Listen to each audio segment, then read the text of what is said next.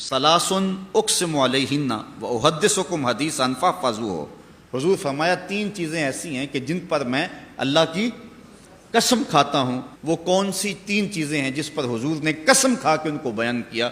अब सुनिए और समात कीजिए। फ़अम्मल्लज़ी उक़सिमु अलैहिन्ना फ़इन्नहु मा नक़सा मालु अब्दिन मिन सदक़ा। पहली वो चीज़ जिस पर मैं कसम खाता हूँ वो ये है कि मैं तुम्हारा नबी तुम्हारे रब की कसम खा के कहता हूँ कि सदक़े से माल कम नहीं होता। हुज़ूर फरमाइए मैं कसम खा के कहता हूँ जो मर्जी हो सदक़े से माल कम। शैतान कहता है कम होगा, याइदुकुमुल फ़क़्र, वो तुम्हें फ़क्र की दावत देता है। तुम्हारा अकाउंटेंट कहता है इतने पैसे कम हो जाएंगे, कंप्यूटर पे हिसाब करेंगे तो इतने पैसे कम हो जाएंगे, कैलकुलेटर हिसाब देता है कि इतने पैसे तुम्हारे कम हो जाएंगे। लेकिन रब कहता है नहीं, पैसे कम नहीं होंगे, पैसे बढ़ जाएंगे।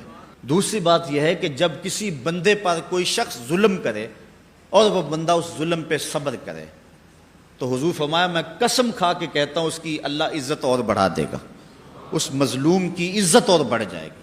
और तीसरी चीज़ हुजूर ने इरशाद फरमाई वला फतह अब्दुन बाबा मसअलतिन इल्ला फतह अल्लाहु अलैहि बाबू फ़क्रिन।